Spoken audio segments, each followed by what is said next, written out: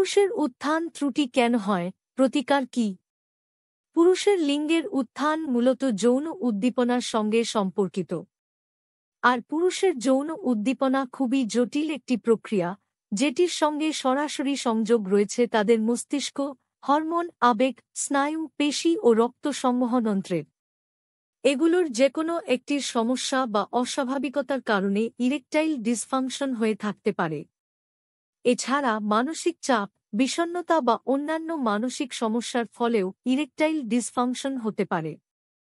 Erectile ডিসফাংশনের পেছনে শারীরিক ও মানসিক দুই ধরনের কারণই প্রভাব ফেলতে পারে।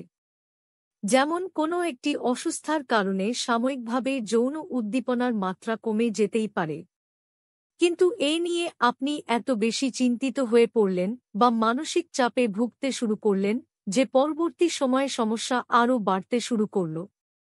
এভাবেই শারীরিক সমস্যার সঙ্গে মানসিক সমস্যা যোগ হয়ে ইরেকটাইল ডিসফাংশনের মাত্রা বাড়তে থাকে।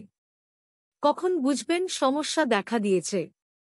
যদি আপনি নিয়মিত নিম্নোক্ত সমস্যাগুলোর সম্মুখীন হতে থাকেন: লিঙ্গের যথাযথ উত্থান ঘটাতে না পারা, লিঙ্গের উত্থান যথেষ্ট সময় ধরে রাখতে না পারা, যৌন আকাঙ্ক্ষা হ্রাস পাওয়া কিংবা কখনোই আকাঙ্ক্ষা জাগ্রত না হওয়া, দ্রুত বীর্যপাত হওয়া, বিলম্বে বীর্যপাত হওয়া, অ্যানর্গাজমিয়া দেখা দেওয়া অর্থাৎ পর্যাপ্ত উত্তেজনা সত্ত্বেও অর্গাজম লাভে ব্যর্থ হওয়া।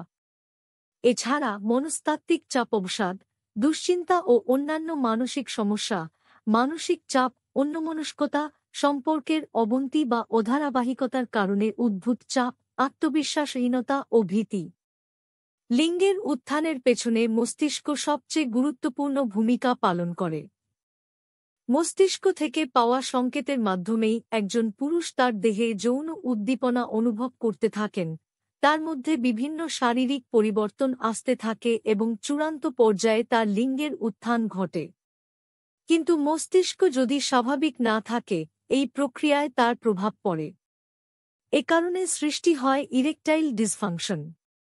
এছাড়া পুরুষ হরমোন টেস্টোস্টেরনও এখানে গুরুত্বপূর্ণ ভূমিকা পালন করে থাকে।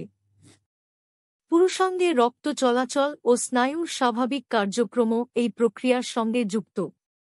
একটি সফল যৌন মিলনের জন্য এই সব কোটি সুস্থ আর স্বাভাবিকভাবে হতে হবে। কি করবেন? কোনো ব্যক্তি যদি ইরেকটাইল ডিসফাংশনের শিকার হন, তবে হতাশা বা সংকোচে না ভুগে বিশেষজ্ঞ চিকিৎসকের পরামর্শ নিতে হবে।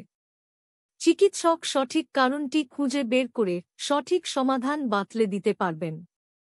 অনেক সময় স্রেফ মানসিক চাপমুক্ত হলে বা নির্দিষ্ট নিয়ম মেনে নিয়ন্ত্রিত জীবন যাপন করলেই উন্নতি সম্ভব। ডায়াবেটিস, হৃদরোগ বা অন্যান্য দীর্ঘস্থায়ী শারীরিক সমস্যাকে নিয়ন্ত্রণে রাখতে হবে। এসব রোগে স্নায়ু ও রক্তনালী ক্ষতিগ্রস্ত হয় বলে মিলনে সমস্যা হয়। ধূমপান পুরোপুরি বর্জন করুন, অ্যালকোহল গ্রহণের মাত্রা সীমিত করুন এবং অবৈধ নেশা দ্রব্য ব্যবহার করবেন না। ওজন ঠিক রাখুন ও নিয়মিত শরীর চর্চা করুন। সুষম ও স্বাস্থ্যসম্মত খাদ্য গ্রহণ করুন।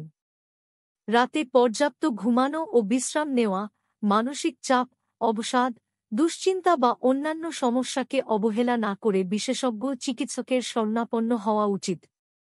অধিকাংশ পুরুষের ক্ষেত্রেই ইরেকটাইল ডিসফাংশন কোনো দীর্ঘস্থায়ী সমস্যা নয়, বরং সাময়িক একটি জটিলতা মাত্র। এই সমস্যার চিকিৎসায় অনুমোদিত ওষুধ বা ইনজেকশন ও সার্জারি রয়েছে, তবে তা অবশ্যই বিশেষজ্ঞ চিকিৎসকের পরামর্শ অনুযায়ী নিতে হবে। টোটকা বা অপচিকিৎসা নেবেন না।